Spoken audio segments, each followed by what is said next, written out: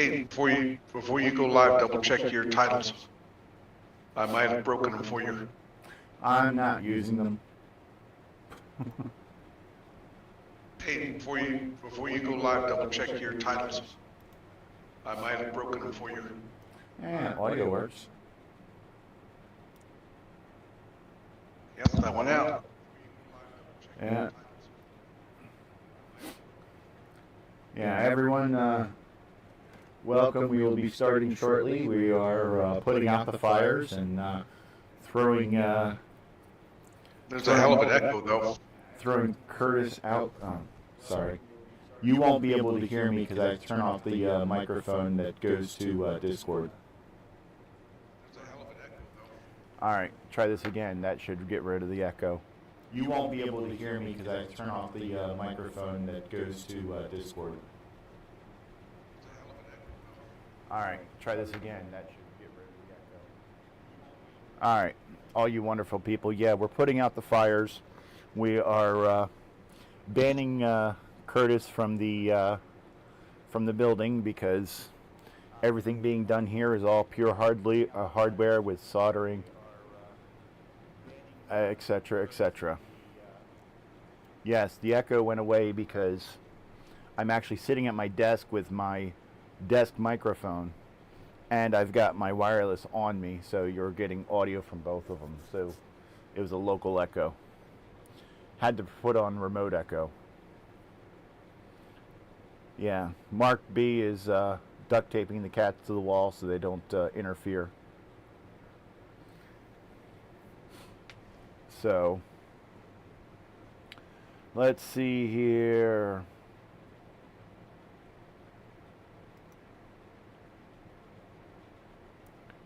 And, hey, I wonder what that would do if I did it like that. Do I still have an Yeah, I threw it out. Yeah, do I have an echo? And, hey, I wonder what that would do if I did Not on Discord. Yeah. Let me check on the. Yeah, I threw it out stream. Yeah, do I have an echo? Okay. Still a little bit of an echo, but when I go over there, I won't. Yes, I turned off the my local microphone to my desk.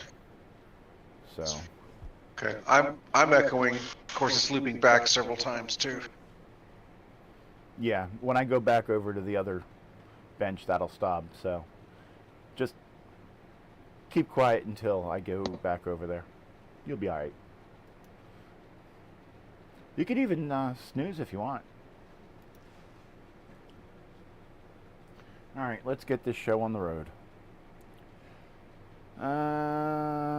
Let's put up this other.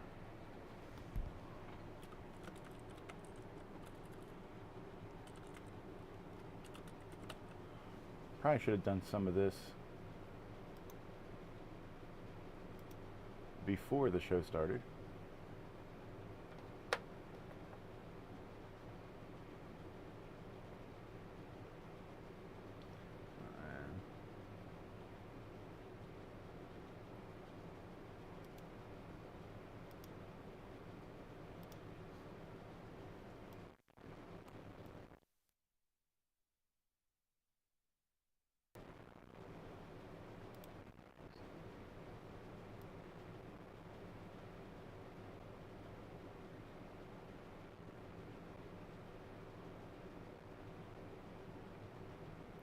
Cool. All right. Here we are starting. Yeah, sorry, I'm a little disorganized. Just before the, about an hour before the show, when I was planning on getting a lot of this stuff done, a lot of stuff happened, so that I had to take care of immediately. My apologies, and let's get this show on the road. All right.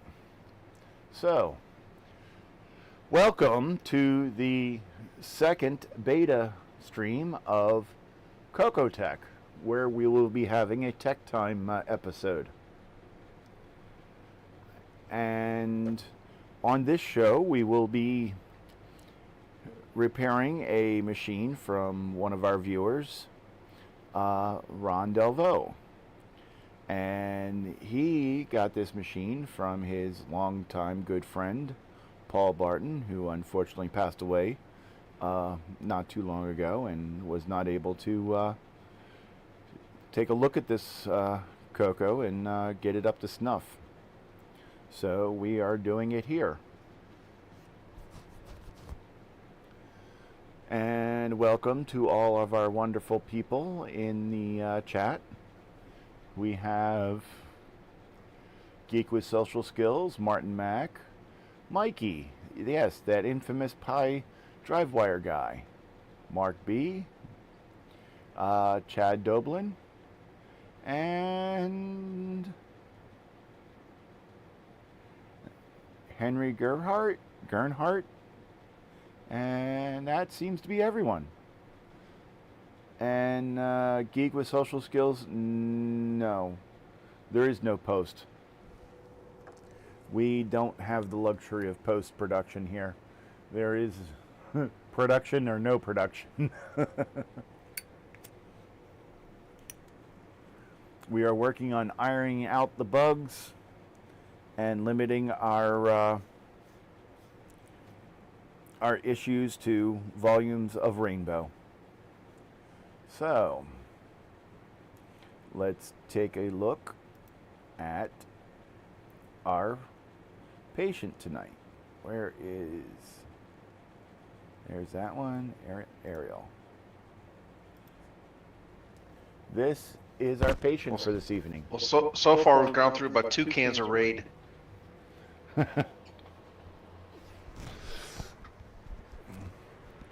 This is a bone stock CoCo 1. And, alright, let's see here. I set this up so that I could do this, so let's set it up so that I can do this. There we go.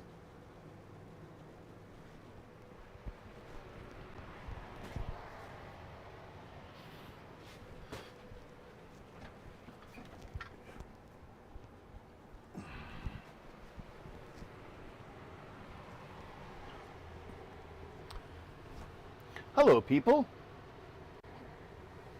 Yes, here we have a CoCo 1. And it is a very nice looking machine. Well,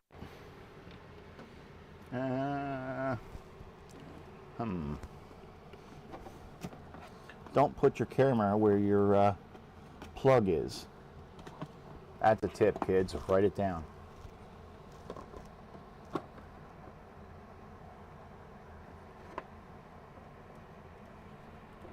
Yeah, my workbench isn't quite set up how I want it to be eventually. So, let's see what it does at the moment. It has a composite upgrade in it, and still has RF. So,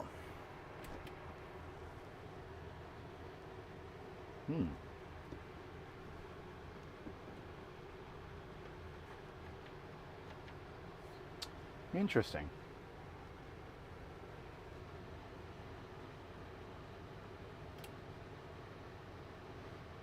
That's what the screen looks like.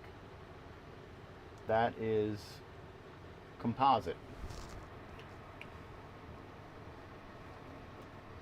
That is some high resolution. Are you kidding me?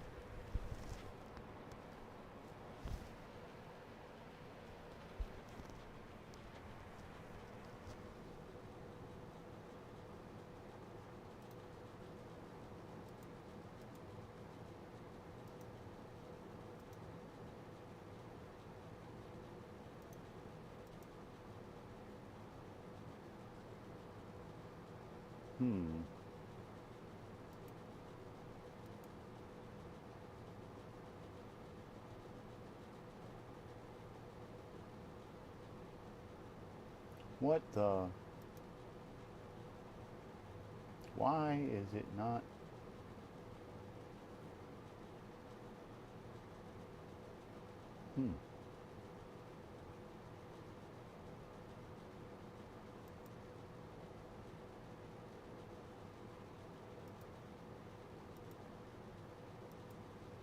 There we go.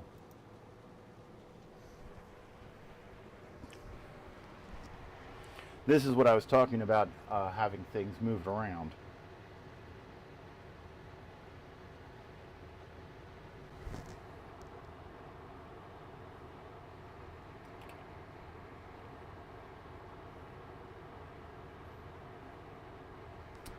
Actually, let's see. That's a way bit too far. Give me 1 minute.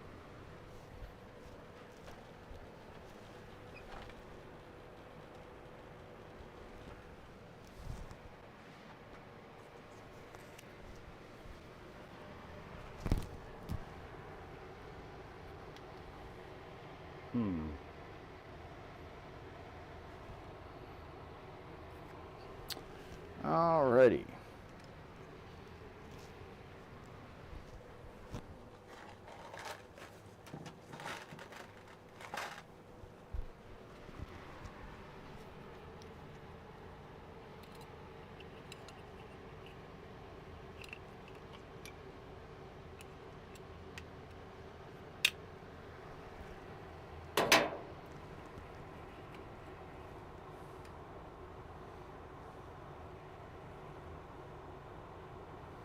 There.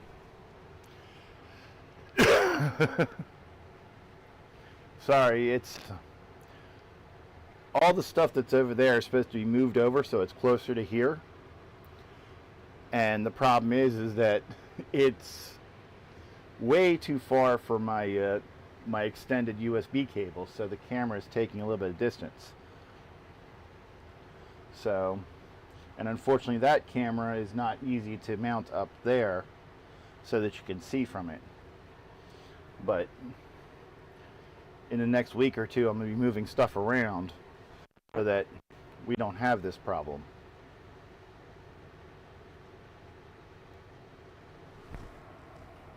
Let's actually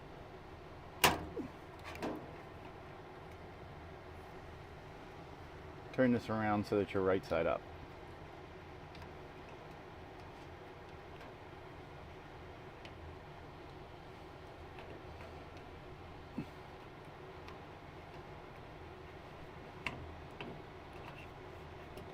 Come on, you can do it.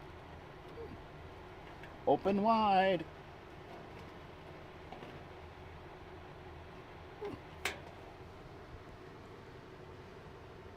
No one wants to see my big belly.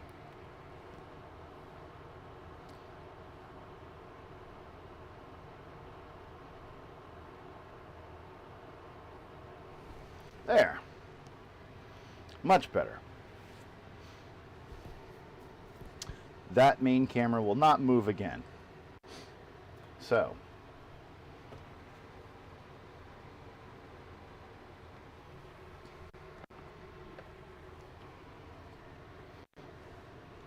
this one, however, will. This is what is being shown on the RF output.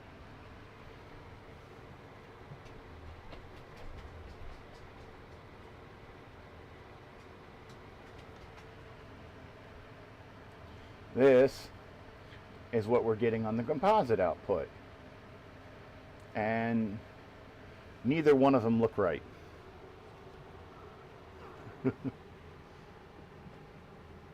Oh. It just went to this on the composite output.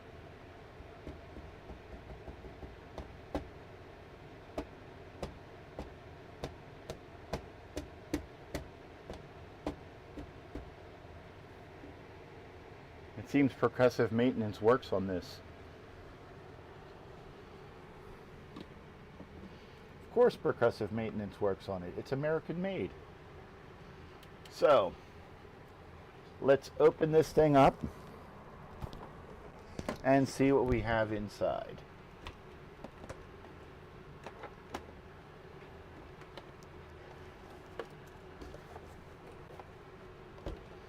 And there. We want to be careful with the plastics on here.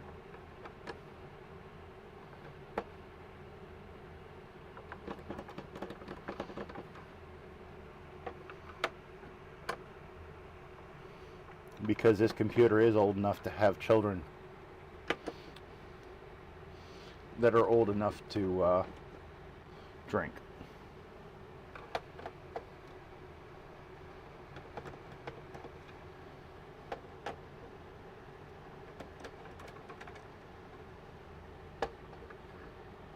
No screw, no screw.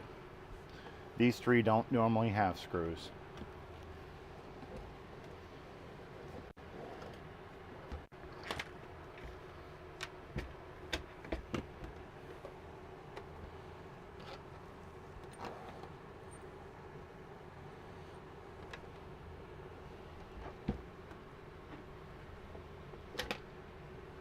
There we go.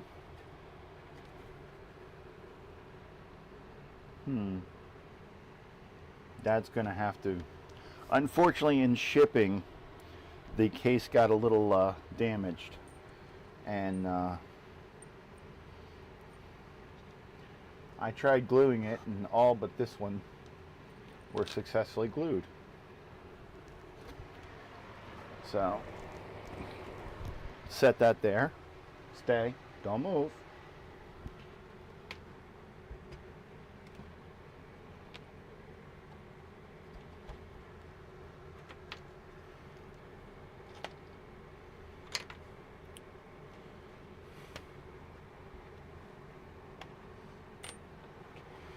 And here we have our CoCo 1.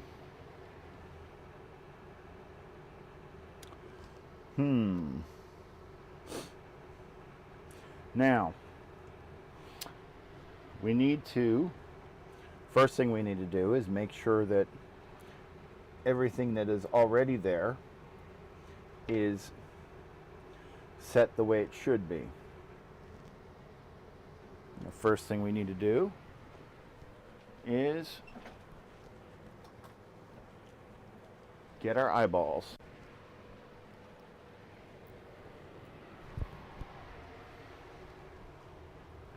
There. I can see. Hi. Schoner?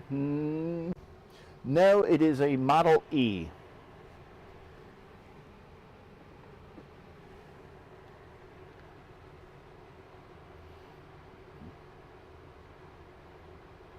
Hopefully you can see that. Yeah, let's.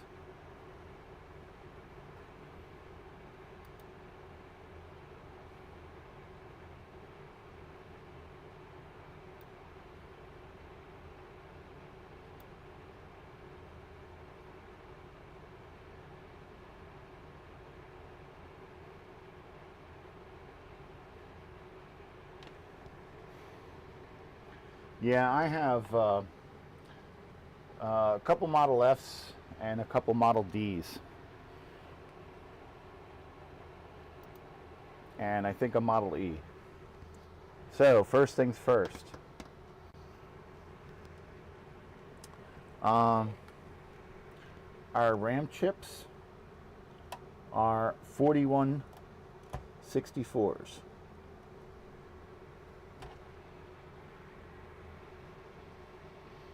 Actually, probably easier for you to see these.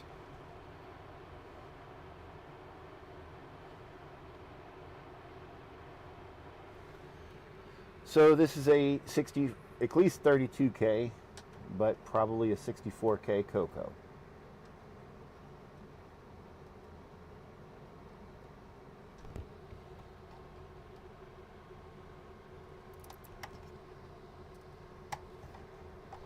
Now, we have several jumpers here.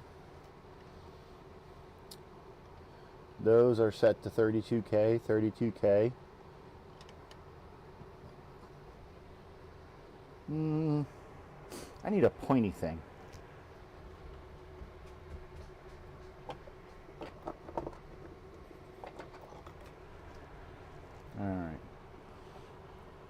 There's one there. You can't really see that either. Jeez, crackers. There.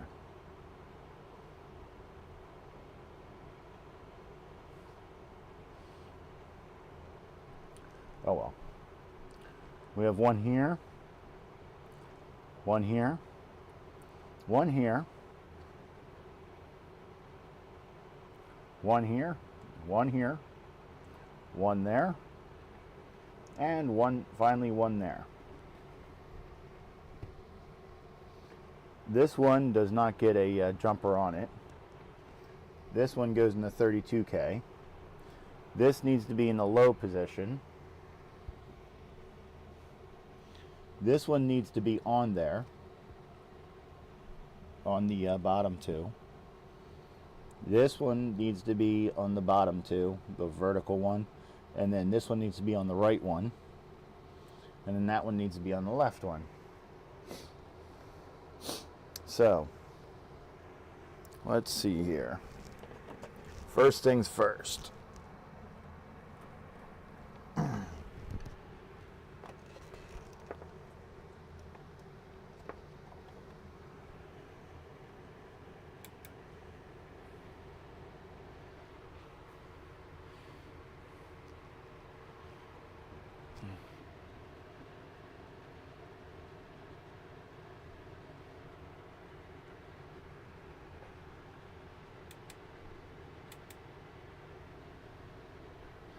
Yep, still not working.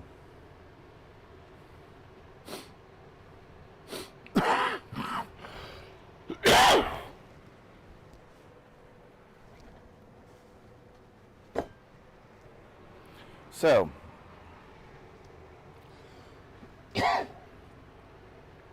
do we want to fix the composite video first, or it's not giving us a green screen first?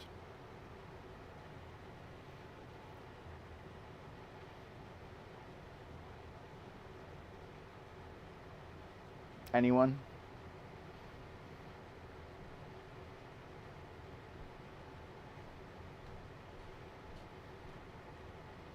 Ah, so that's what you want to fix first. All right. Let's see here.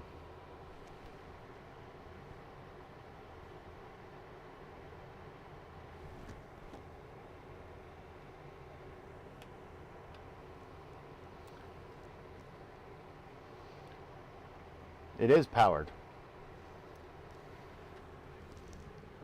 Currently powered on. It's showing this.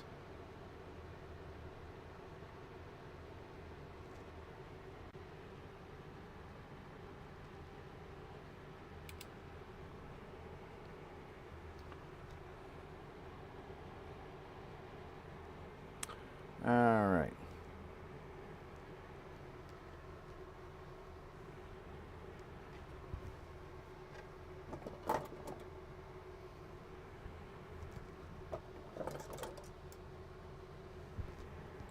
So first things first, let's look at this little contraption here.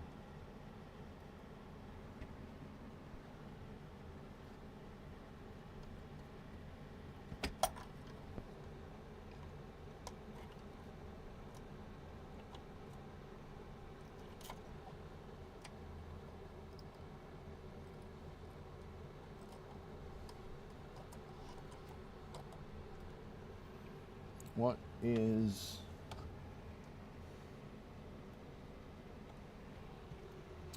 all right.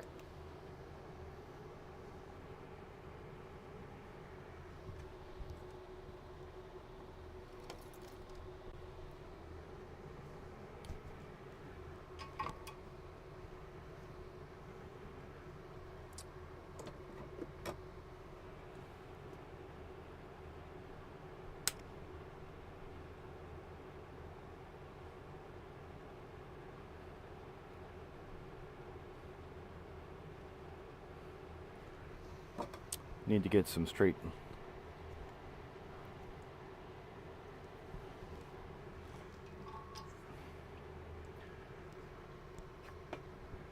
Yeah, so let's see here.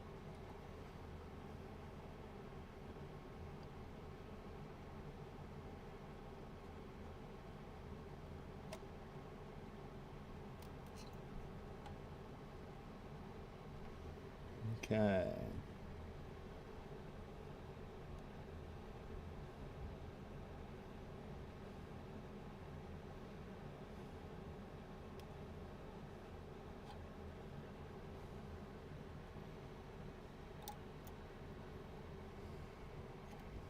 Get a better look at this.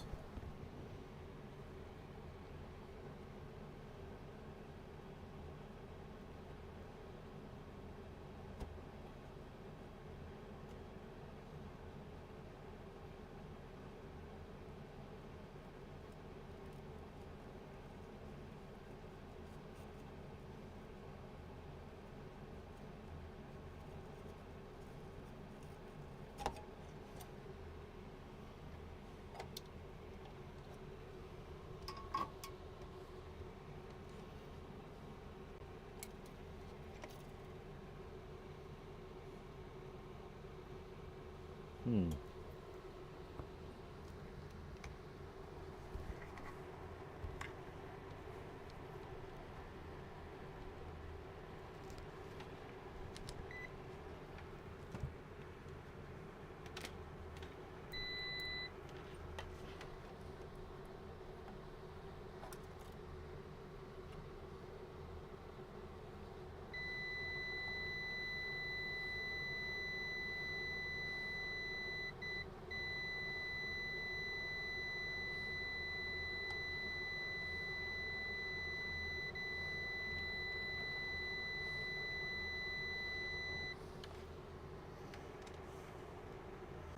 The intestinal fortitude of the wire seems pretty good.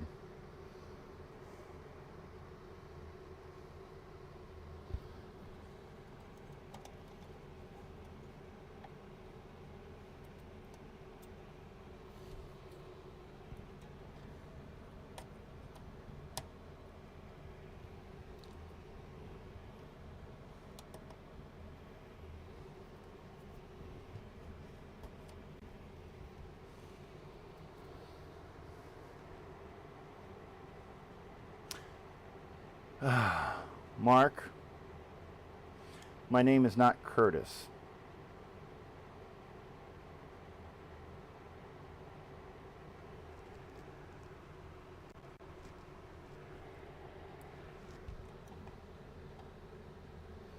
So,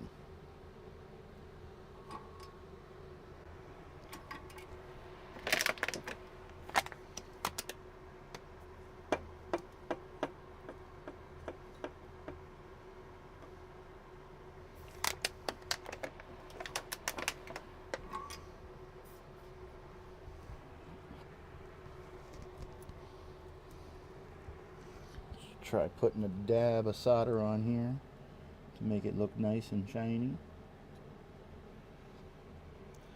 Dab on here.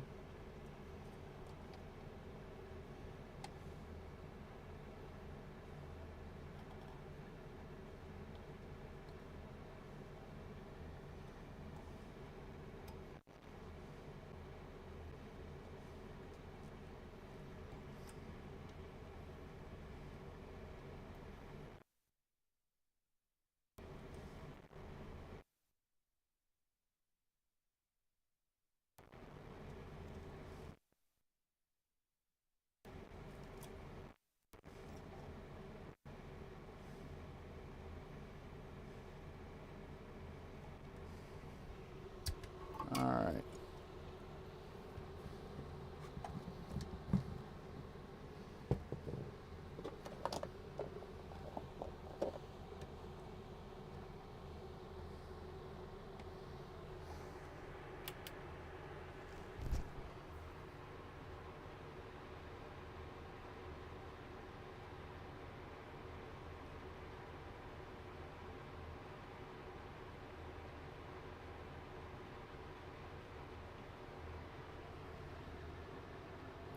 Except for a slight color difference.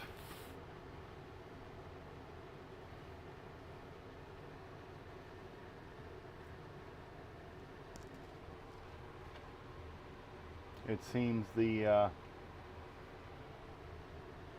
TV and the video are the same.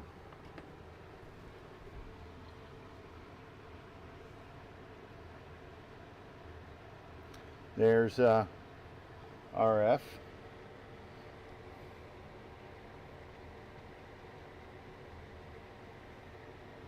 And there's composite.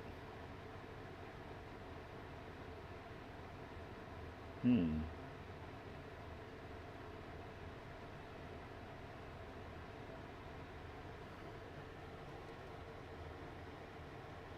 there's still a loose connection in there somewhere.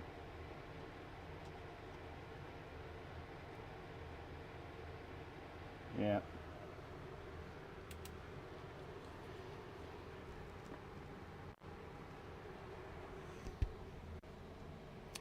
So,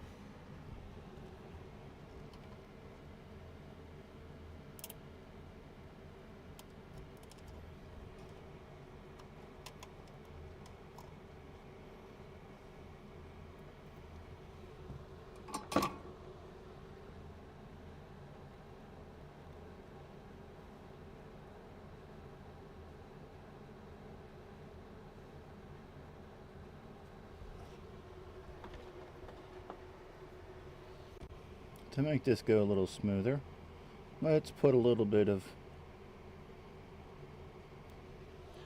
flux on there.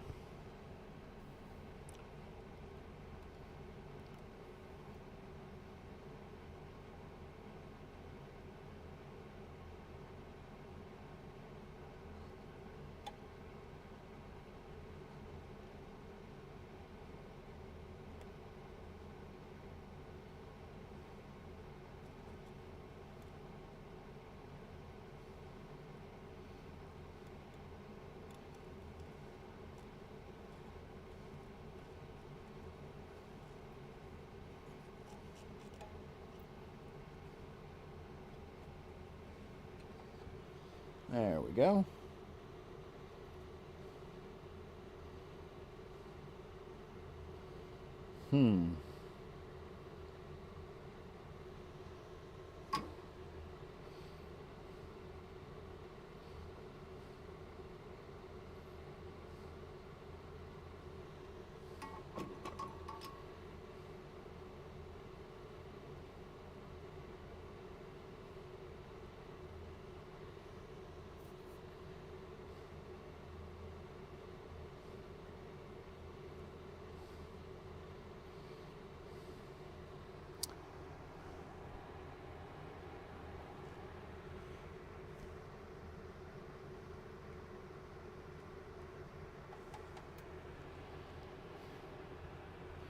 This is an interesting little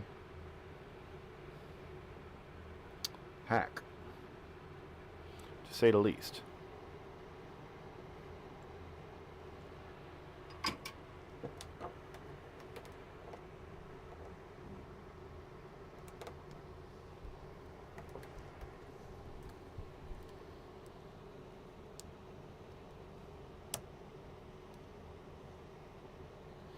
Looking at this, I'll show you a close up of it. Basically, it looks like the standard 2 transistor composite mod.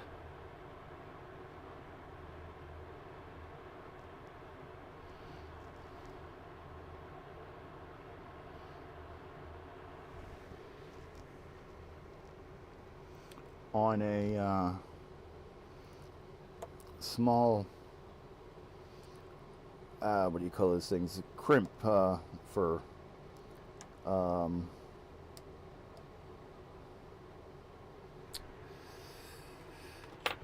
a jumper that goes into a dip socket. But all the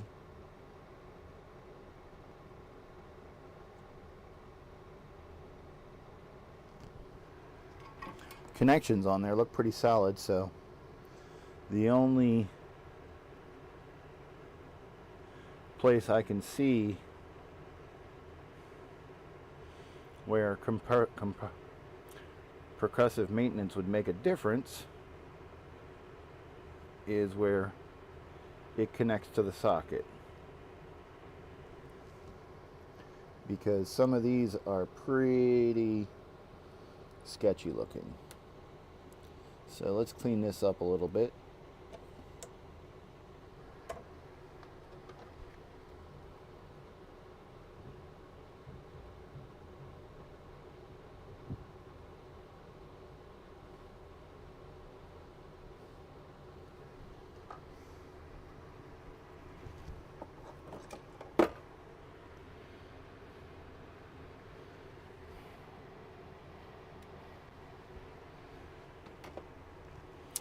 Erica, what red wire?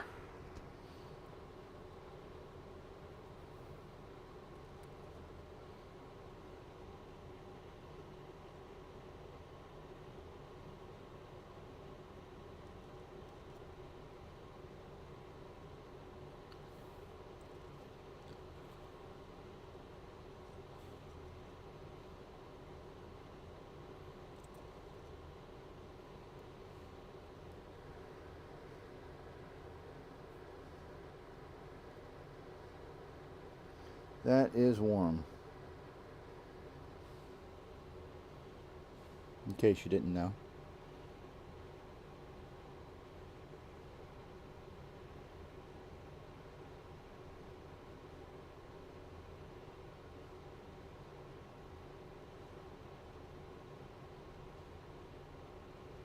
There.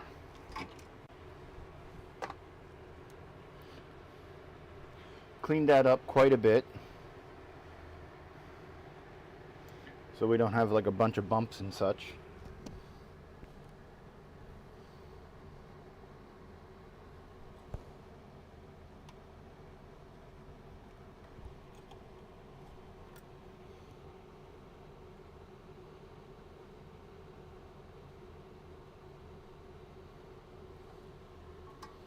Now let's see how well.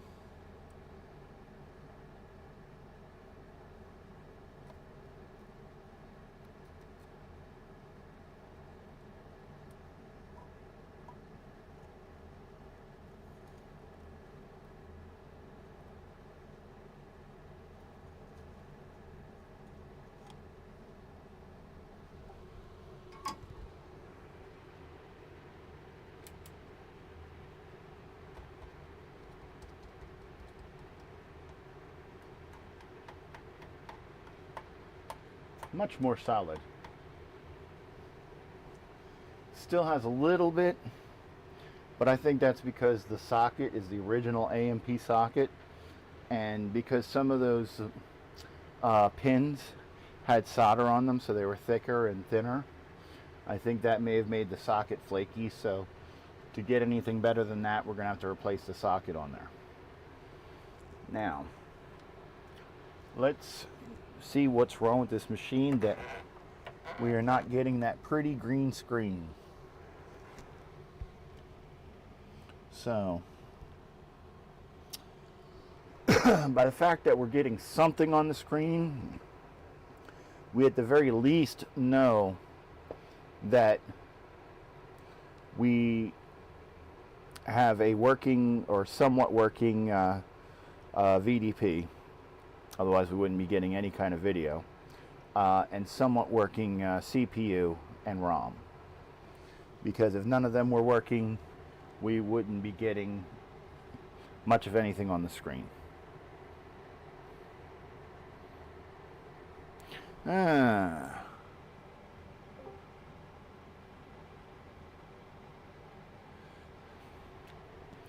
Yes, Mikey, it's just me.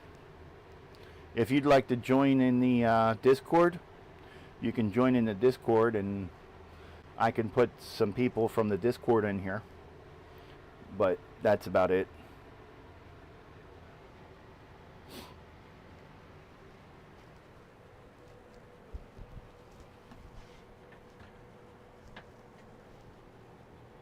Hey, Mikey.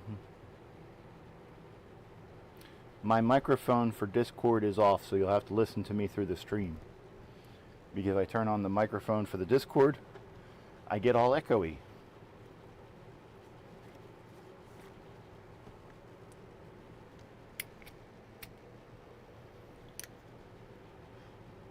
But if you speak, then people should be able to hear you on the stream.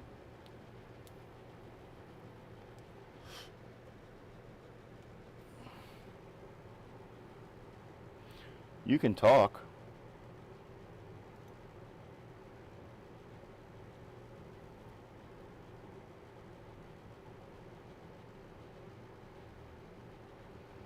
You can unmute on Discord.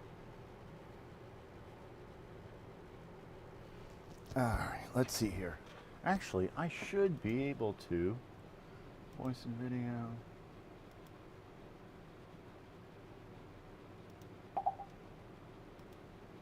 You should be able to hear me now. Mikey, are you there? You have mute on, you know. Okay. It would help if I unmuted, huh? Yes, it would. Can everybody hear Mikey?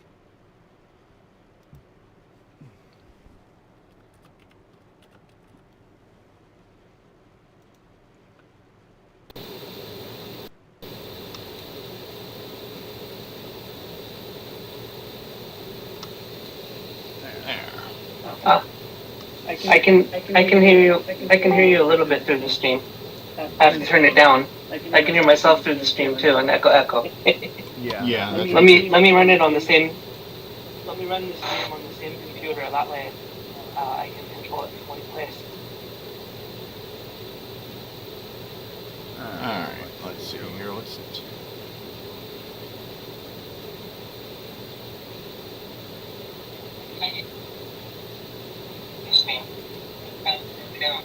I can hear myself through the stream too.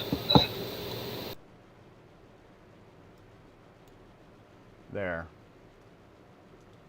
People should only be able to hear me.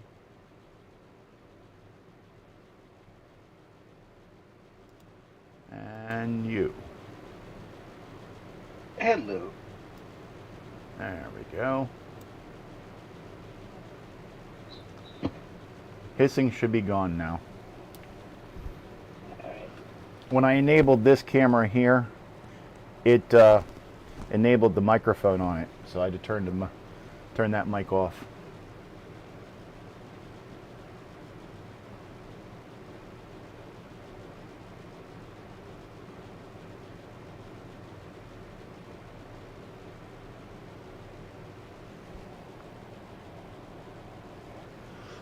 All right. Hey, Mikey. That way we can heckle you in real time. Did you see what I said on the in the Discord the other day? Mark? You'll have to refresh my memory. How everybody talks over me and completely ignores me, so that's why I stream my own show, so I can mute them so I can talk. Oh. Alright, so I didn't mean to interrupt you, but what you're doing. It's okay. I don't mind. Heckle you. It actually makes it easier so that I can get real-time feedback, because I have to look at the stream, which is actually on my machine over there, which is just a virtual connection to this one and showing me this one, but closer.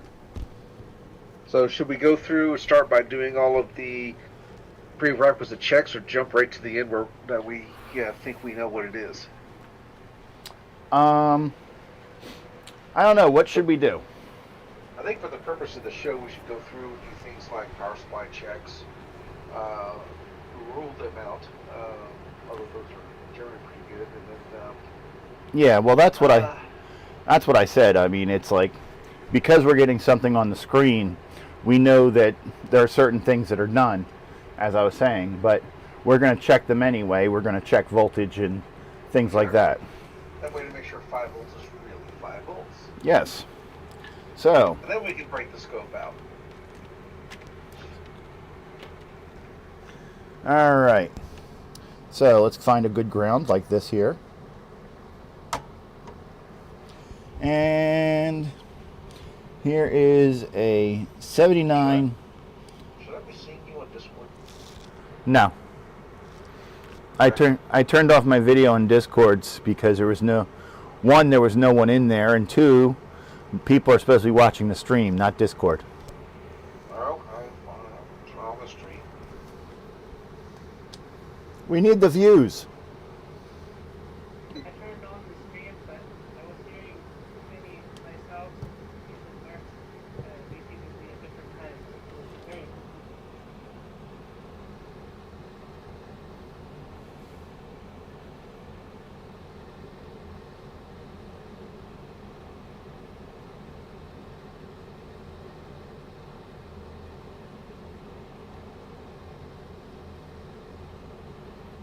Alright, the negative 12 volt rail is producing negative 12 volts. Okay. The positive 12 volt rail is producing 11.97 volts, which is within spec. Was it plus minus 10% on those? Something like that. Which comes out to 1.2 volts, which we're in spec. Now, where's a good source of 5 volts? Ah, ROM. 4.86. That's slightly low, but it's still within spec. Still good enough. 486, yeah. Of course, now they say they can barely hear me. Make sure I'm turned up all the way. Yeah. Oh, yeah. Oh, yeah. Well, that's the best way to listen to you. Yep. Barely hear you. All right. Now,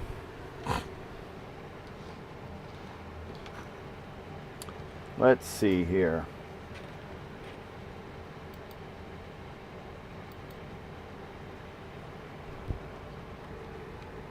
Then after we test the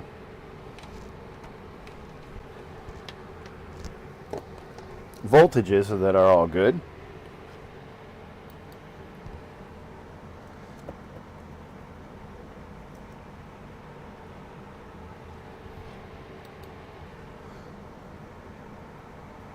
alright, why is my keyboard not working?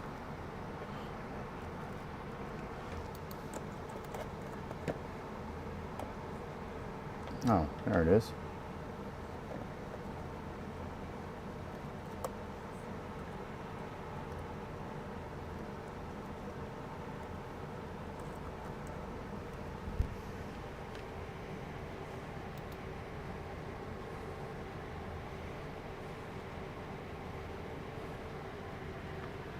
Alright. Next, we need to test for the clock. Now, as Mark said, usually this is tested with a scope, such as this nice little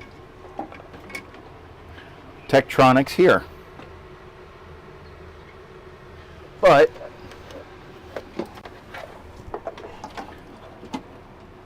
not everyone is rich and has a couple $100s to outlay for such a device like Mark.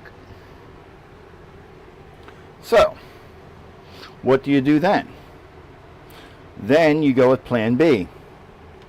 You measure the voltage on the clock signal.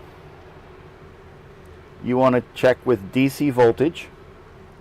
Alright, so let's see here. 40, 39, 38, 37, 36, pin 35. Now that's the Q clock, and it says 2.4 volts, which for roughly 1 megahertz, 2.4 volts is about right what you would read. Then you check the E clock, 2.3. which anywhere from 2.25 to 2.42 is good for a 1 megahertz clock. So if you don't have a scope, checking the voltage on that line is good. Now I'm not saying that the line can't have just a straight 2.4. I mean, if you have a scope, then yes, use it. But if you don't, then it's better than not testing at all, because if there's no clock, it's going to read 0, obviously, or if the clock is slow or there's something wrong with it, it's going to read off. Or a logic probe would help too. Yeah, usually if you got some signal there, usually Right. it's going to be the correct signal. Right. Usually it's not like off in speed. It's usually just there isn't one, or it's solid 0 or solid 5 volts. So Yeah. then the next thing you want to do is check the reset line, which is pin 37. 40, 39, 38, 37.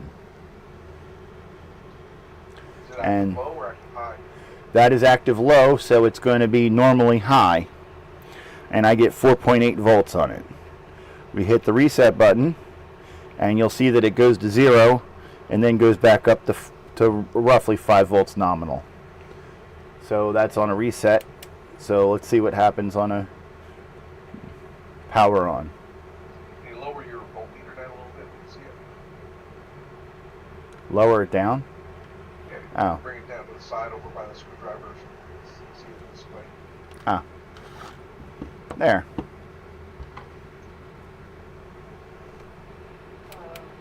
Snoopy, There. Yes. do some multimeters actually measure frequency exactly? I'm sorry, I can't hear you, Mikey. He was asking Do if some voltmeters can read frequency. Yes. I'm going to hit that next. Okay. So that nice Klein one, I have one exactly like that. Yes. This one actually does frequency. Yeah, it's not So- real expensive, and it's real good for, it's a good, reasonably decent hobbyist one. Yeah. This one is sold at Home Depot Lowe's. and Amazon. Yeah. I'm trying to remember. I think I can't remember. I either got it at Lowe's or Home Depot, but I think it was Lowe's. They run about $50. At my local Lowe's, it was like 80, 75, 80. I got this one for free because my brother, the professional electrician, blew out my nice $120 Radio Shack one.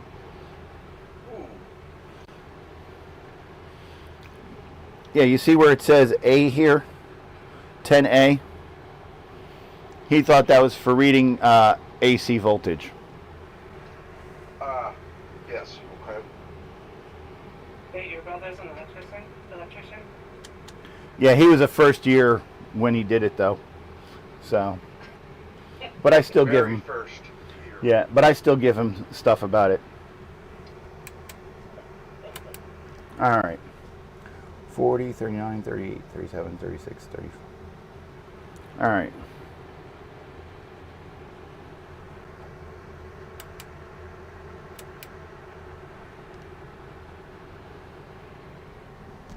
Interesting.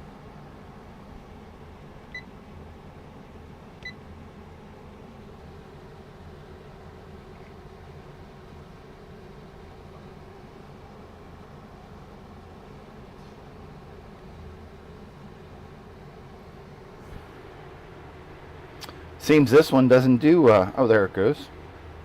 Nope. Do you have to hit these, the shift, switch it over?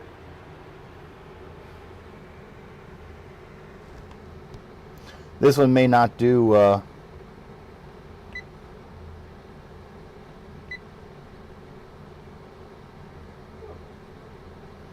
yeah. It's saying out of range. I guess it doesn't do megahertz.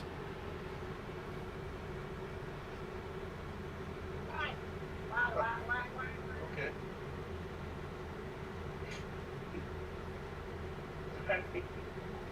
That's a So. good measure. All right.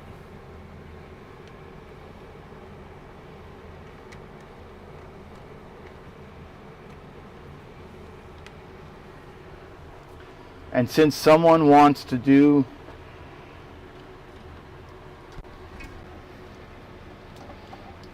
this scope stuff,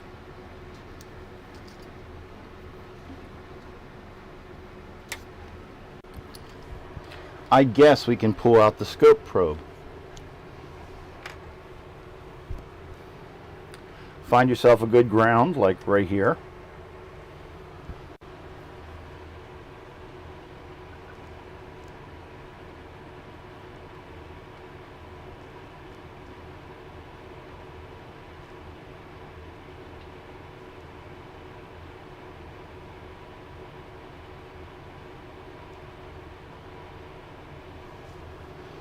And 40, 39, 38, 37, 36, 35.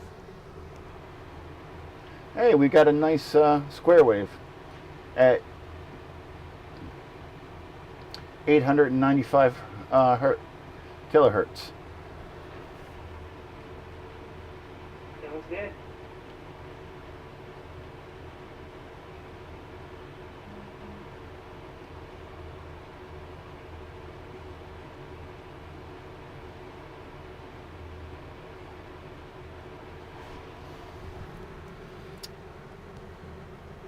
Four, zero.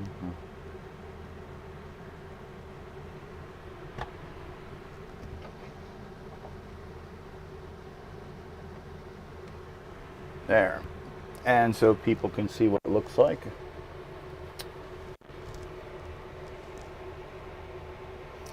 Can you see that okay? Well, we can't see you on Discord, so I'll have to wait for the stream to catch up.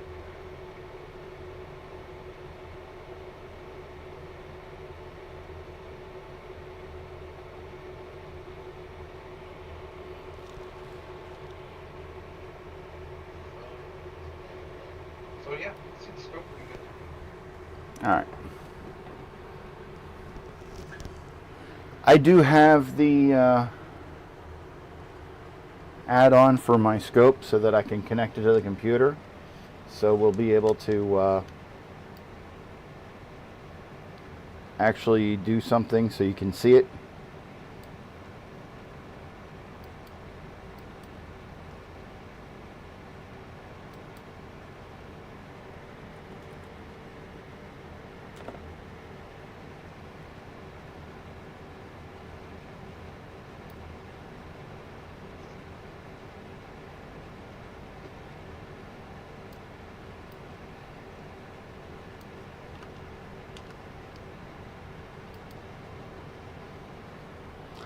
All right.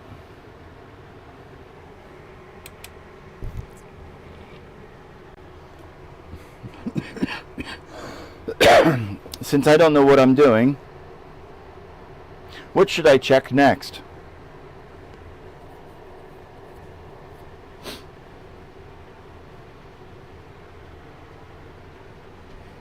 Hello, hecklers? Excellent. Power's okay, clock's okay. So Reset how about the data lines on the RAM? That's a good suggestion. Or So, CPU. Yeah. all right. Let's see here. So pin 24 is data line 7. 21, 22, 23, 24.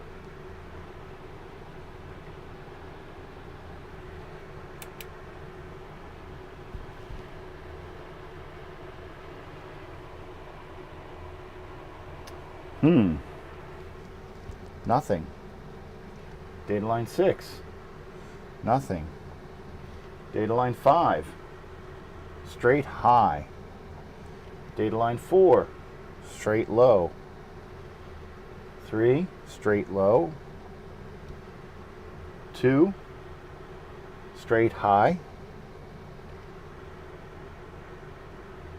1, straight high.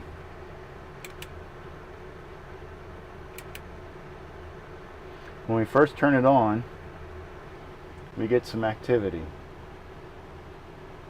Huh.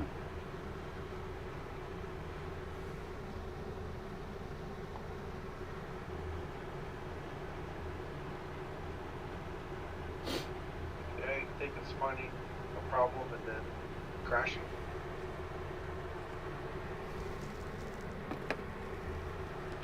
What do you think of this?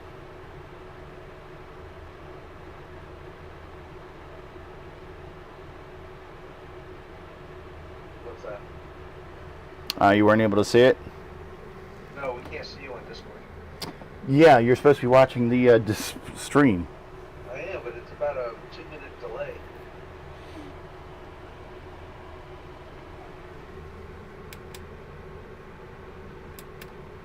What's the voltage on that waveform?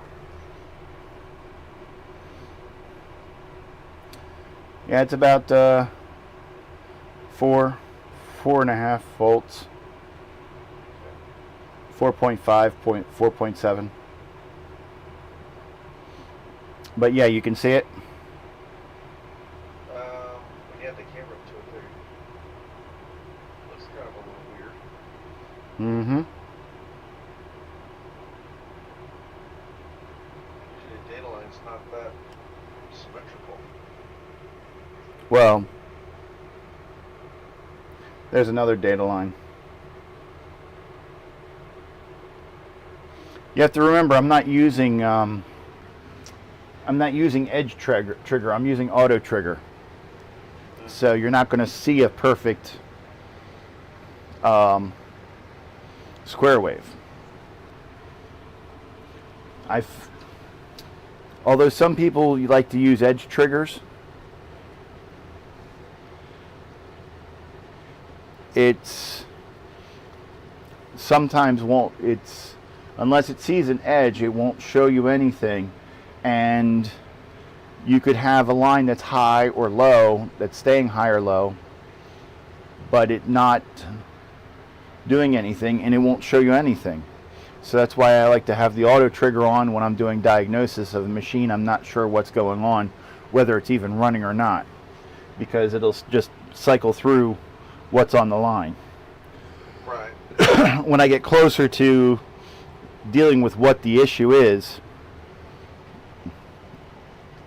then I can turn on the edge triggering and go a little bit more detailed. But yeah, looking at those data lines, something's definitely not right. So, Agreed.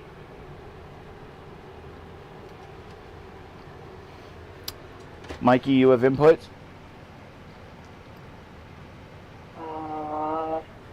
Either buffers, if there are any, or CPU, I guess, or SAM. Those are my guesses.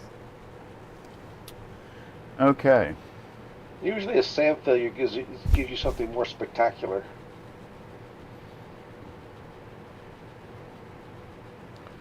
All right. Let's see here. How do I word this?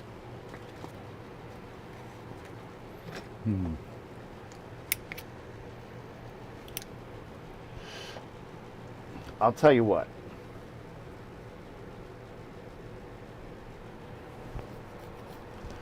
I'm going to give you a chance to think this over for a minute or two, while I go get a drink. Shoner, I can tell you, although this show is not scripted, I already do know what is wrong with this machine, and it is not oxidation, because that has already been taken care of. Yes, the switch on the left, this is power, this is reset.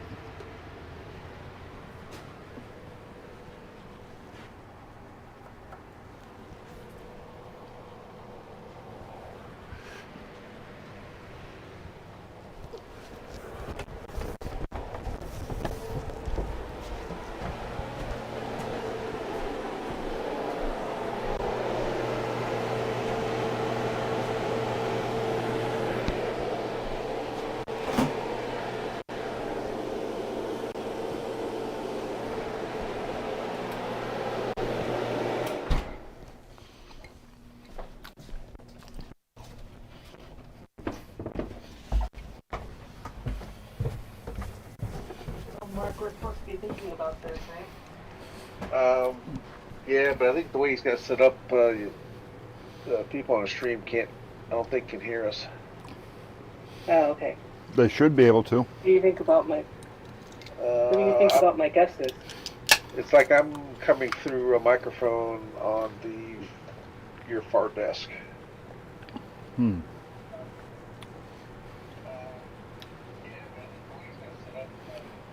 Okay, yeah, they can hear me better now. Never mind. Yeah, I turned on system sound. Okay. Man, I'm gonna go down. Oh no, I'm gonna go grab. So, Erica, what do you think the issue is?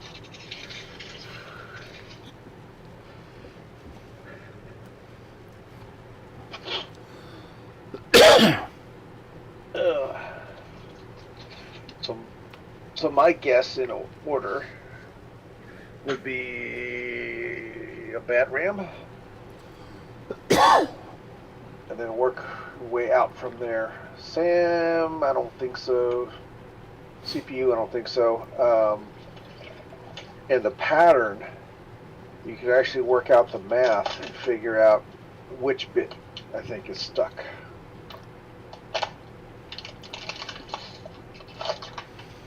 So the general consensus is RAM. Mine anyway. What is? Chad Doblin says his guess is RAM. La CoCo Strangiato would like me to check the address lines.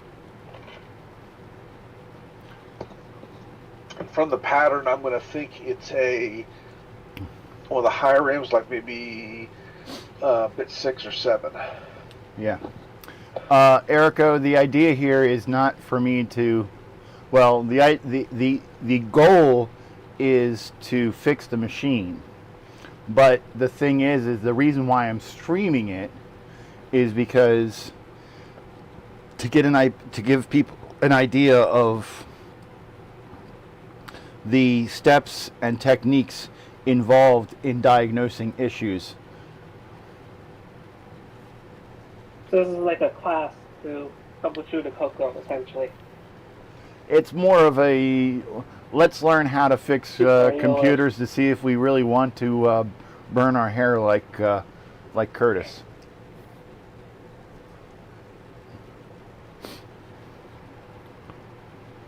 Yes, there is a real-time clock. But because of an NDA, I'm not allowed to show it to you. Ooh, okay. Fancy.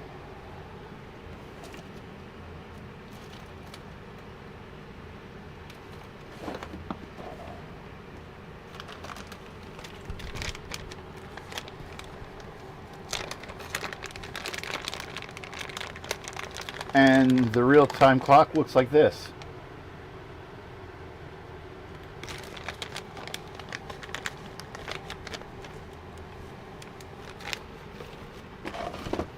That's all I'm allowed to say.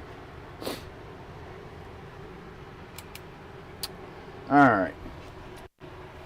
Address line. Now let's see here.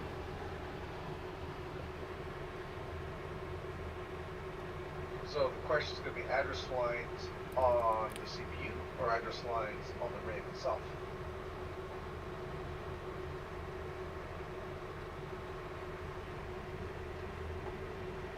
Because on the CoCo, the SAM is in between the RAM and CPU.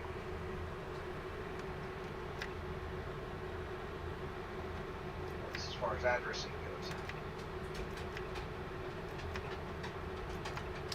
All right, I'm not able to show it, but basically what's happening on the address lines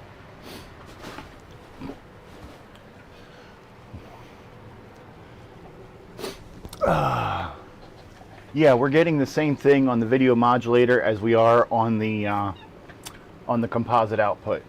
So I'm reasonably sure what it's showing is what the VDG is.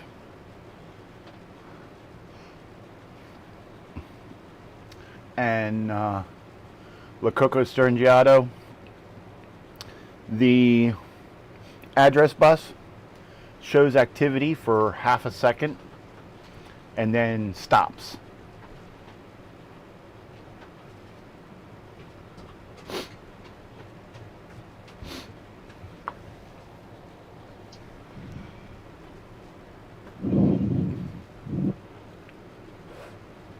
All right. So,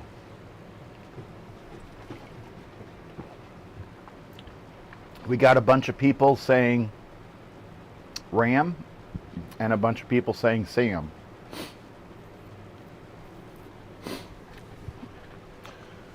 What should we try to replace first? They're random colored lines, not blocks. They're not character size blocks. Oh, okay. The lines are like half a character width when it shows them. Sometimes it does, sometimes it doesn't. And the screen is showing garbage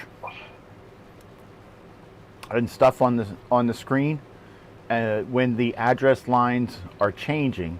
But as soon as the address lines stop changing, the garbage on the screen goes static. Yes, Ron, all the jumpers were checked first. So someone said cartridge. Let's grab a cartridge and put that in. Here we have a cartridge. This is a flash pack, which is a CoCo cartridge that has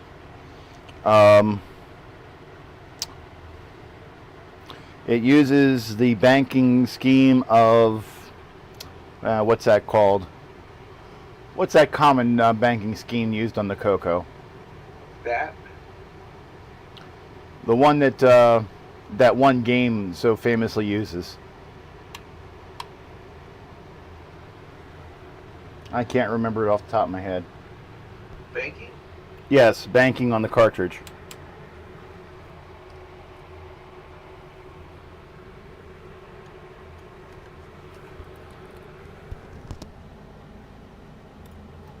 Ah, you son of a... Your mother was a kumquat. But yeah, it has 8 ROMs in it. But the first ROM that first starts up is the Radio Shack Diagnostic. And Is that the one from that is what it shows.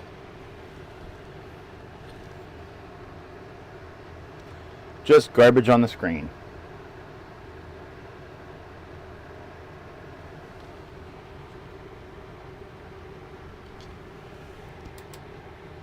oh, okay, that was different.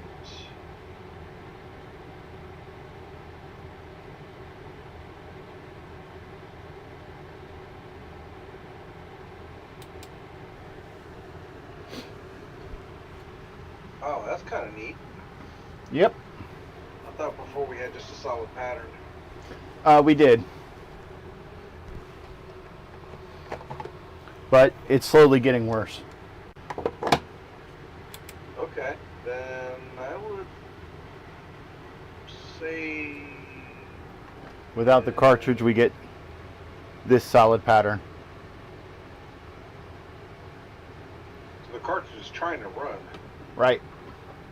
so less likely being the CPU. All right, well, since the same as one easy chip to replace, you got a handy one? Yep. The SAM, that's the SN74LS785. Yeah, that's one number for it. Yeah, well, it's usually a 783 in this machine. This is the SAM, and it has a sticker on it that says new. Right. This 783 is for the older machines with the eight chips. The 5 has the 100 as a 6 Right. refresh for the 4x. The Newer RAMs. the sticker on here,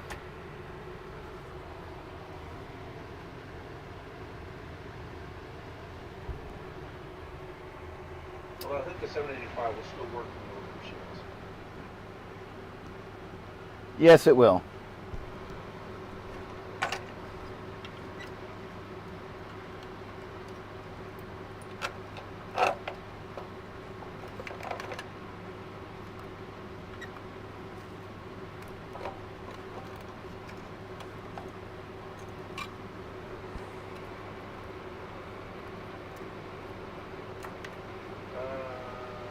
I think also in number 4 is the MC6883. Very good.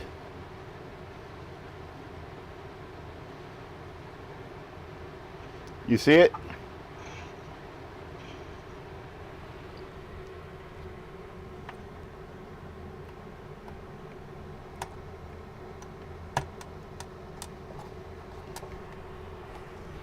There.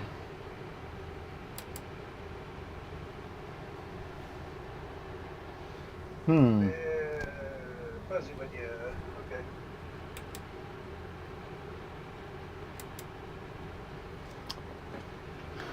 Does the same thing. Okay.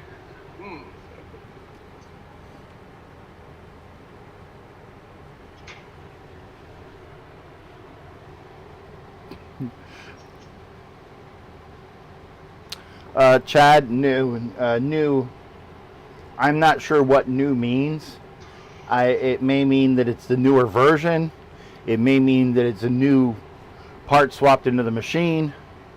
I'm not sure, so I'm just going to say, hey, it's new. Well, for one thing, the SAM was a much easier to replace than RAMs one at a time. Yeah, and it does look physically new, so it could be new old stock. So, what do we check next? And Chad, no, I'm not a galaxy brain.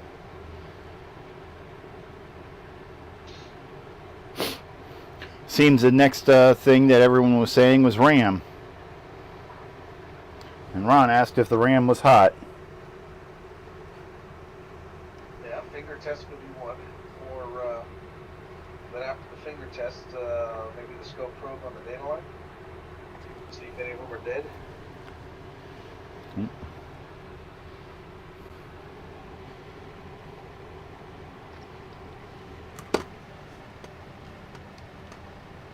All right.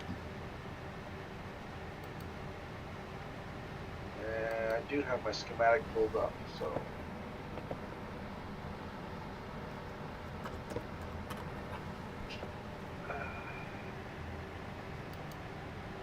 It's going to be either pin 2 or pin 14. Yep. All right.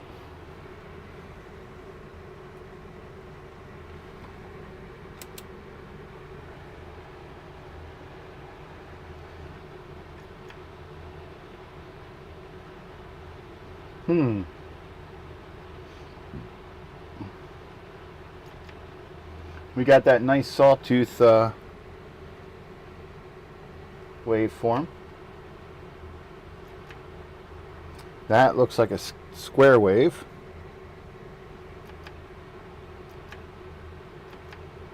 That's a square wave while it's running.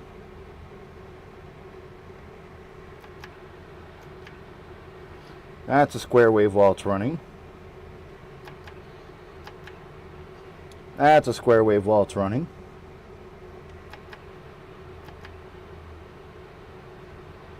That's a square wave while it's running. Did you have one that was a sawtooth? Yep. Okay. And that's a square.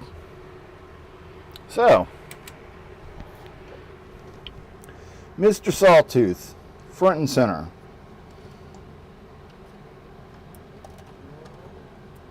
I would, Replace Mr. Sawtooth. or change it to another position to see if your pattern changes.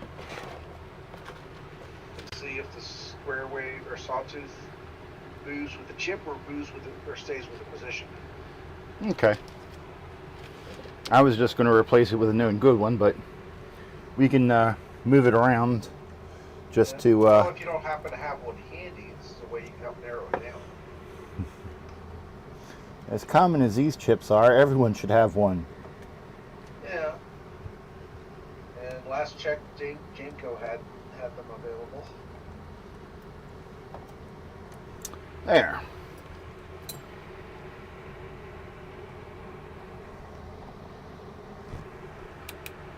Hey, there's a square wave there. So is it the square wave on the square wave follow the chip or position? The triangle wave followed the chip. Okay. Let's pop a new one in, see what it does.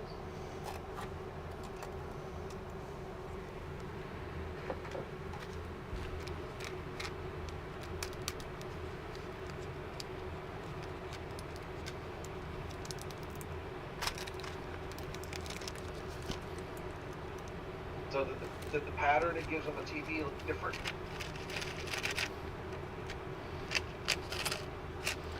Slightly. Okay.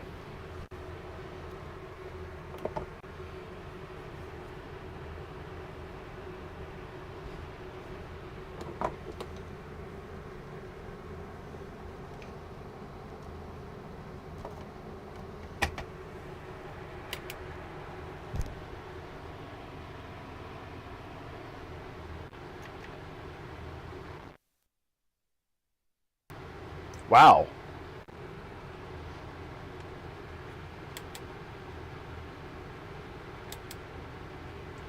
That was an improvement.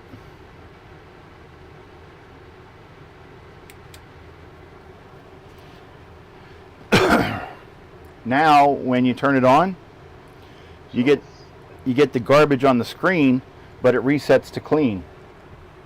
So let's see what the other lines look like.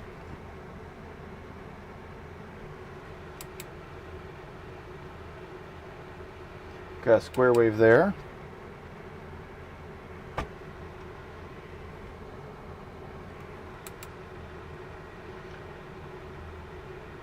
Square wave there.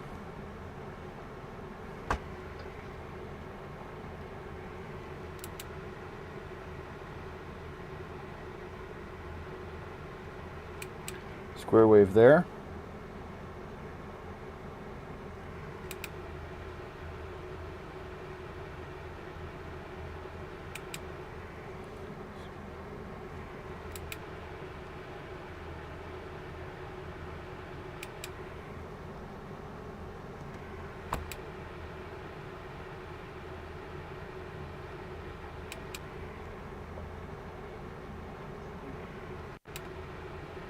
I actually think you gave us a clue earlier. So a power up it fails, but if you hit the reset, it comes up to ready. No. No. I was just using reset so I don't turn the machine on and off 10 million times. Oh, okay. Well, I thought you had said something like that after as you first put the chip in.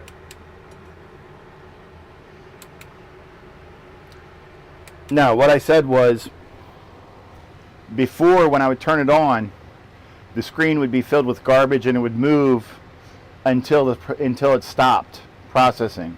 And then once it stopped processing, it would stay static. Now it's not stopping like it did before. It's continuing to run and it's clearing the screen.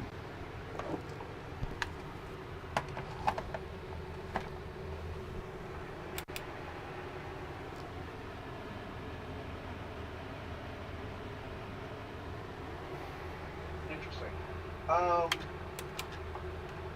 Something else I noticed on there that I don't know if anyone would catch. So that's supposed to be a 64K machine, Yep. but I only see one ROM in the socket. Yes. It's color basic. Thought you had to have extended basic for it to recognize 64K. Well, we can try.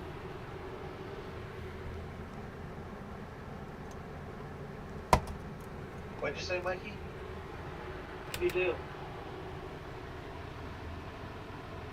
So what would the effect be if extended basic was missing in a 64K machine?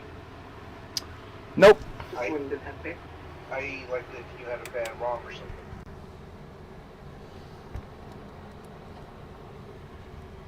Just wouldn't know about the extra RAM. Okay. It wouldn't like crash. No. No, it'd just show you 24K. It'd only have 32K. Okay. Nope.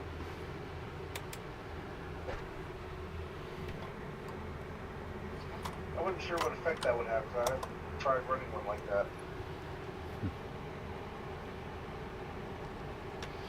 All right. Since we had one bad RAM chip,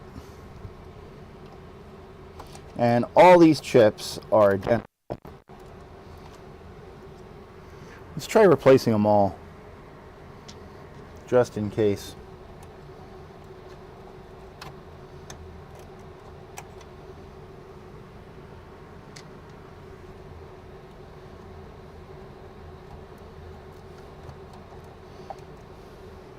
Because not everyone has a, and Chad, yes, it will. It'll operate with 64K with just color basic. Okay. So I mean, obviously you won't have the extended features, but Right. I was wondering if it would even. That would be a lot of typing Yeah. to fill that RAM.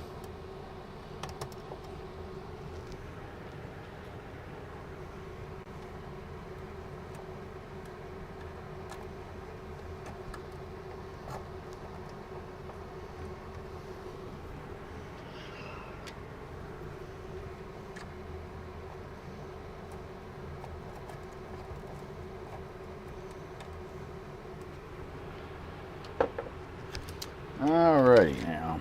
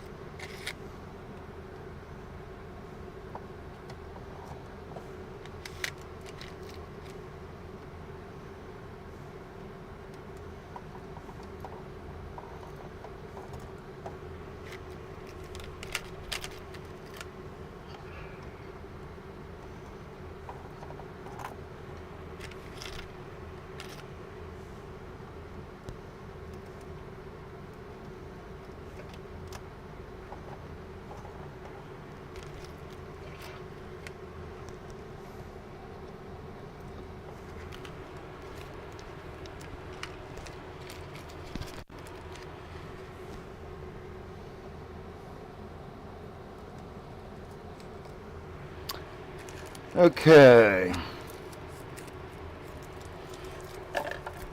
Oh, blessed mother of all good bits, please don't fail me now.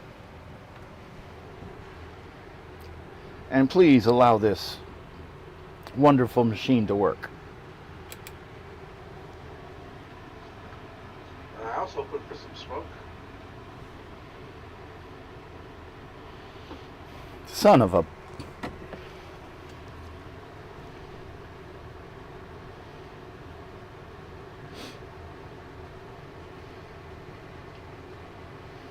So what do you think of that?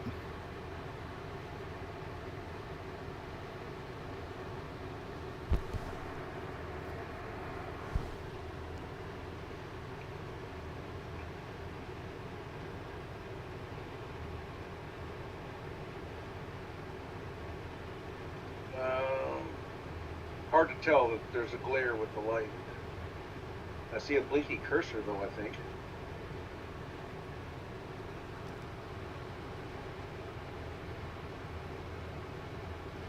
How's that? Okay, color basic 1-1. So there's more than one RAM failure. Yep.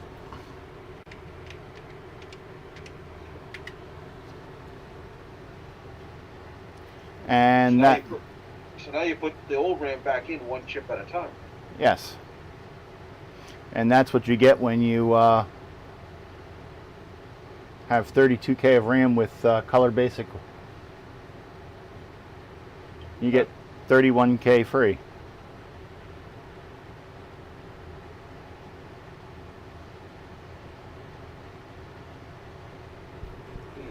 As opposed to the 24. Correct.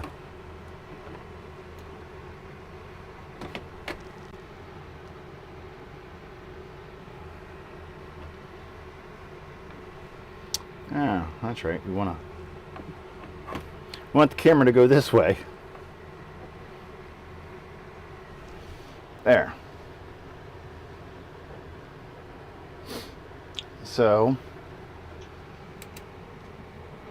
then we put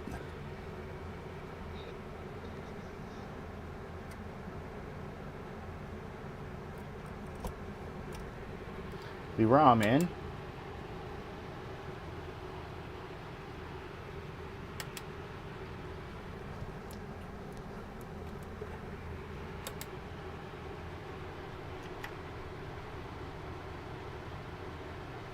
And we get extended color basic 1.0.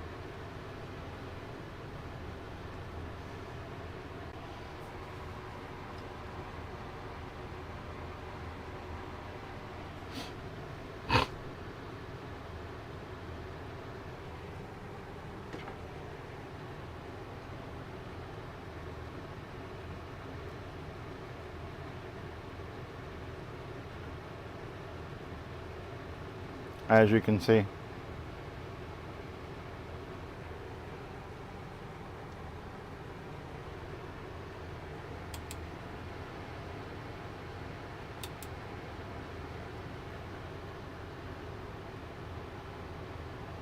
Cool. So, add RAM, huh?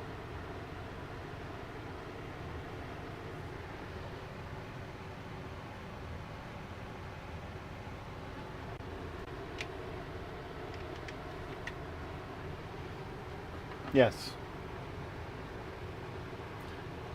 24,871 bytes.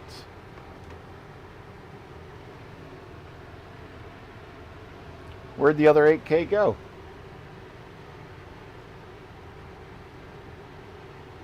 Needed for stuff. Extended stuff. Probably graphics page is fine. Display screen. Yeah. Yeah. What the graphic screen, just reserving.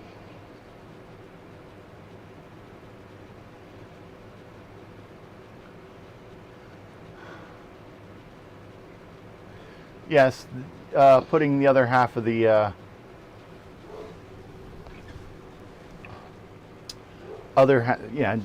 doing half of the RAM at the time is the best, but we wanted to make sure that it was a RAM that was bad, so we will go through and iterate through them.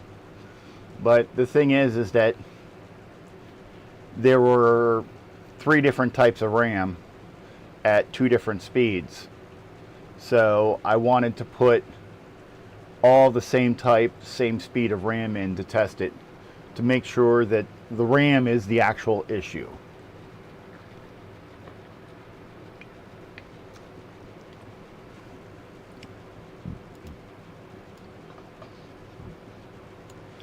And Alright, guys, I'm gonna have to get out of here.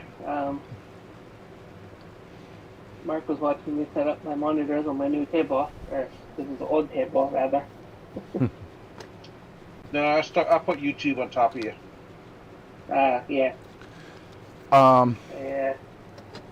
But I gotta get out of here, so I will switch to pickling mode. Okay. pickling mode, what are you going to pickle yourself? Pickle. Pickle? Pickle. Pickle? Pickle? I ate pickles earlier. Okay, bye. All right. Let's see here. What kind of questions we have in here? Scarlett, why not just use a RAM tester? Seems a lot faster. Yes, a RAM tester would be faster, but the majority of the people don't have a RAM tester. Yes, you can build a pretty simple one for very low cost with using an Arduino, but most people who are just trying to learn the basics of doing diagnosis and triage of their CoCo are not going to have them. They may have spare RAM chips sitting around from in other machines, or just have them spared bought to replace them. So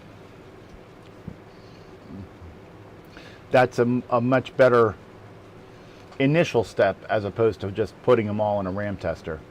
I mean, I would love to have a RAM tester, just never gotten around to it. And La CoCo Strangiato, 2 bad RAM chips, replace all 8. Yeah. The thing is that, as I said, they were all the same brand. Some of them were 150s, some of them were 200s, some of them were 83 date codes, and some of them were like 82 date codes. So they had different date codes, which is not too big of a deal, but they were obviously different runs of chips, and they were definitely different speeds. And when you're trying to figure out what's wrong with a machine, your best bet is to just have all 8 chips the same, and then once you've diagnosed that, hey, yeah, it is the RAM chips that is the issue, then go back and figure out which exact RAM chips are bad, and then you can replace just those, so you're not just like wasting away like 5, 6, 7 RAM chips.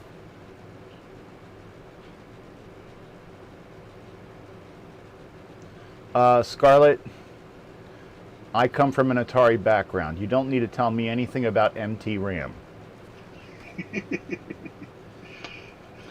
I used to throw them out in sections of megs.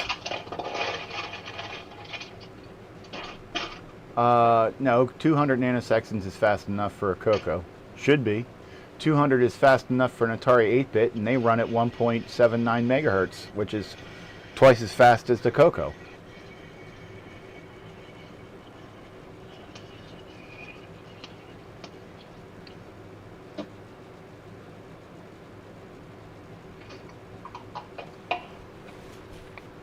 No, they're not going to have the... Yeah, they won't necessarily have a scope to look at the square waves, and we went through that.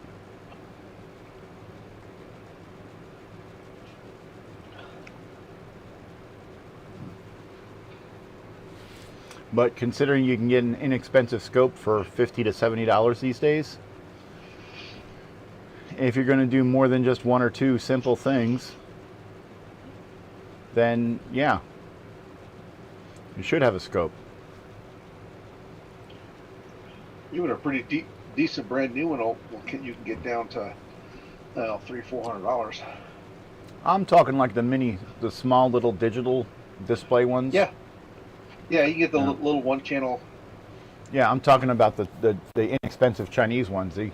They are like $50 to $70 for one, and I'd like to get one just to try it out and just use it for like small stuff like this, so I don't have to pull out my big huge 4-channel. There's been other YouTubers that have done reviews on those. Yeah, Adrian Black actually did got a couple of them, and he actually regularly uses one of them as opposed to his full scope as usual. His bench one, yeah. Yeah. Which I would like to get one like for similar reasons. Also, when my desk gets moved around, I actually bought the communications module for my scope, so I'll be able to put the screen of my scope right on the stream. Okay, so Just- just like Mark does. we about done for today then? The only thing I wasn't able to cover that I wanted to cover was putting a LED in the CoCo, but I guess that will be for another time. Oh, okay. So,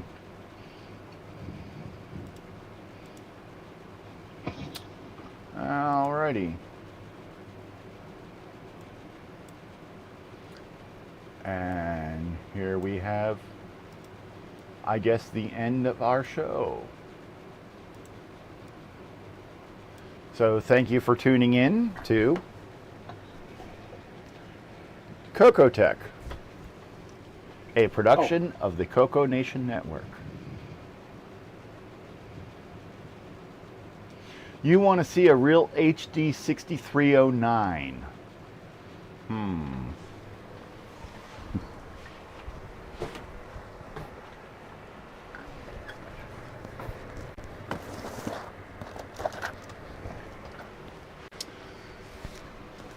I am sorry, but I cannot show you a real HD 6309.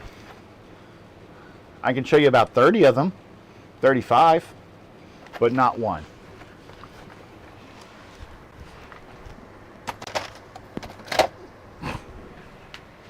And doing a 6309 upgrade in this machine is not really worth an episode.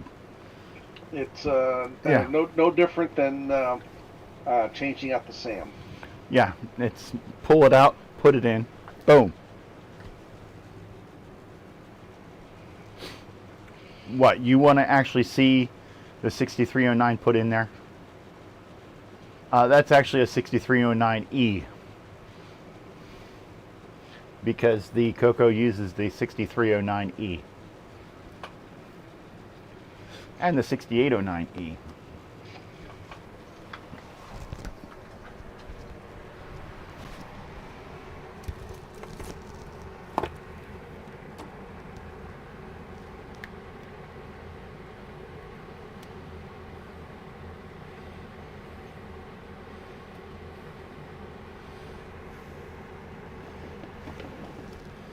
There. My droid cam is complaining that my droid is almost out of battery. Micro Hobbyist Retro Homebrew Computers. Hi. How are you doing? We are about done. You missed all the great fun we had.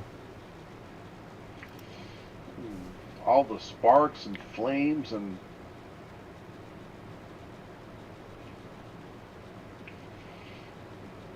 that's an outcome that would make Electric Boom proud.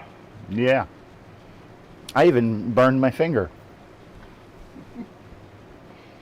Yeah, I'm so used to it, I didn't jump or anything. Wasn't bad. It got a little warm, but that was about it.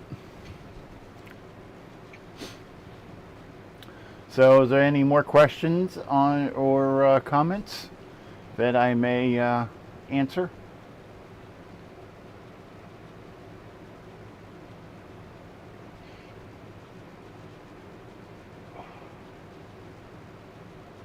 Oh, happy birthday to whoever's birthday it was.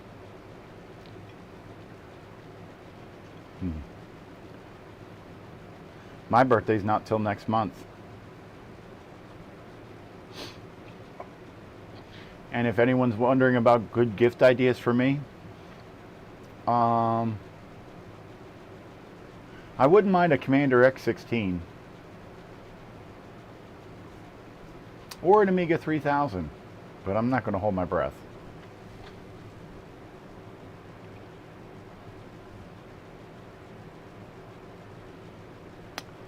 Ah, it was yours.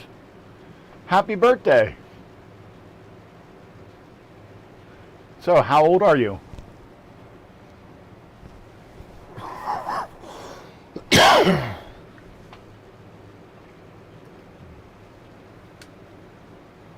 Let me guess, you're 30 with a large margin of error.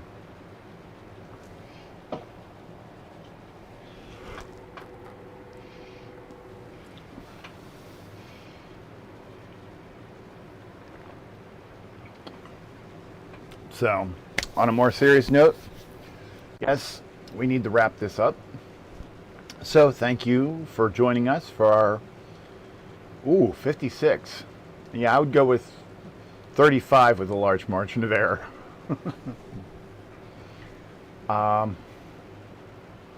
Thank you for joining us for our second beta stream of CoCoTech with Tech Time and with Ron Delvaux's CoCo 1. Join us on our next episode of CoCoTech, which is currently in the works, where Mikey Furman, who you heard here earlier, will be doing a stream along with Mark Overholzer, and from what I understand, Boise Pete will be there and a couple others, and they will be going over the ins and outs and the technical details and trials and tribulations of DriveWire, which I'm looking forward to myself because I don't know it that well. Wish I knew it better than I do. And yes, I understand the irony of the fact that I have and sell the Drive Wirelessly board. So there will also be a special appearance by the man, the myth, the legend, David Ladd, from what I understand. And join us Thursday for the Game On Challenge Live, where this week we will be playing 2 games I don't remember off the top of my head, but hopefully I can remember it before then. Maybe Rover Moon Patrol or something like that? Yeah, Rover Moon Patrol is one of them, and I do believe the other one is Ghost Rush Halloween Edition. Yep. I didn't want to say because I wanted people to find themselves. Oh. Because I was going to join us and find out what exciting games we're going to have. But no, Mark D had to. I actually, if you look in the chat, Curtis spilled the beans. I got it wrong. Oh, I don't see Curtis in the chat. I guess I'm only looking at the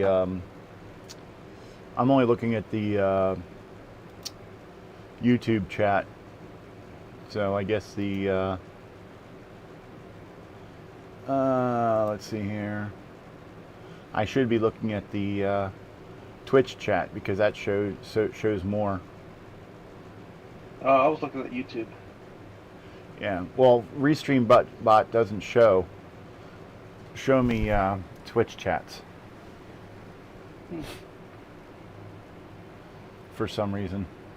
So, thank you everyone for joining us for this another beta episode of CoCoTech, and join us, as I said, Thursday for the Game On Challenge Live, Saturday for the CoCo Nation, where we'll have a wonderful panel of people that have better production values than me, and join us in early to mid-November when we will be having the next CoCoTech episode on DriveWire.